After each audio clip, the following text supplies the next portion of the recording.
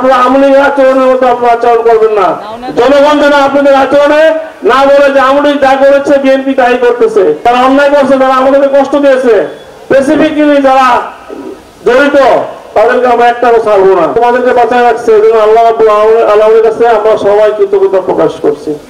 আর আমি বিশ্বাস করি বিমান বাহিনী যদি তারা সতর্ক থাকতো, আমরা পাশাপাশি অনেকে দোষ দিচ্ছি, কিন্তু বিমান বাহিনী যদি সতর্ক থাকতো, তারা যদি এই জনবসতিপূর্ণ এলাকা দিয়ে বিমান চলাচল না করাইতো, তাহলে আমার বিশ্বাস এই ধরনের একটা জঘন্যতম যে অ্যাক্সিডেন্ট হয়েছে এটা হইতো না। যদিও অ্যাক্সিডেন্টই, কিন্তু আরো সতর্ক থাকা উচিত ছিল। আমরা তাদেরকে আহ্বান করবো আগামীতে যেন এই এলাকা দিয়ে উড্ডয়ন এবং অবতরণ বিমানের যে শিক্ষা প্রতিষ্ঠান আছে, বিমান চালানোর শিক্ষা গ্রহণ করতেছে, তারা যেন এই এলাকায় বিমান চালানোর প্রশিক্ষণ এখানে না নেয়, অন্যত্র নেওয়া উচিত। এটা আমার আহ্বান থাকবে বিমান বাহিনীর প্রতি।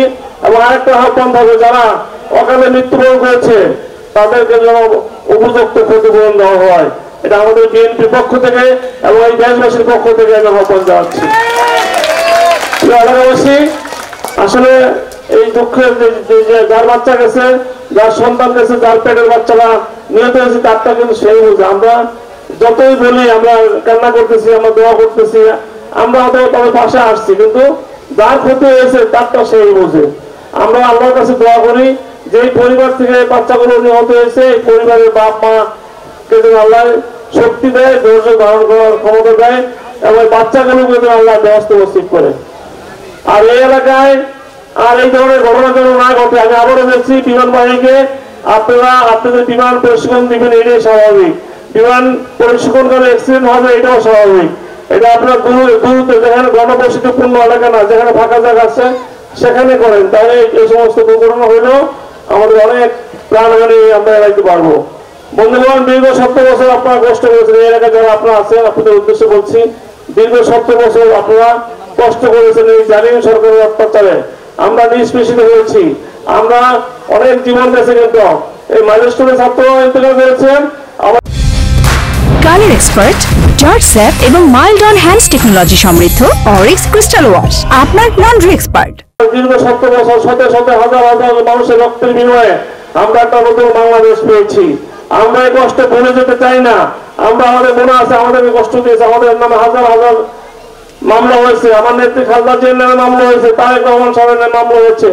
যে অন্যায়গুলি করেছে, যে জুলুমগুলো করেছে, আমরা কি ভুলে গেছি এগুলো? আমরা ভুলে নাই, কিন্তু আমরা সেই ভুল থেকে শিক্ষা নিয়ে আমরা আগাইতে চাই। আমরা ওই ধরনের ভুল করবো না। সে শেখ হাসিনা যে অন্যায় করেছে আমরা এই ভুল করতে চাই না। শেখ হাসিনা লোকজন যে আমার সেগুন সব করেছে, এলাকায় চাঁদাবাজির কিছু কথা শোনা যাচ্ছে, আমরা ওই ধরনের কাজগুলো করতে চাই না। যে অন্যায় আমলি করেছে আমরা সেই অন্যায় করবো না, যে অত্যাচার আমলি করেছে আমরা সেই অত্যাচার করবো না। তবে হ্যাঁ, যারা অন্যায় করছে, যারা আমাদেরকে কষ্ট দিয়েছে, স্পেসিফিক্যালি যারা জড়িত তাদেরকে আমরা একটাও ছাড়বো না। অন্যায় বিচার যদি না করি, অন্যায়কে যদি বিচার না করি, তাহলে অন্যায় যদি সহ্য করি তাহলে সমান অপরাধী, তাহলে অন্যায় করি তাদেরকে ছাড়বো না।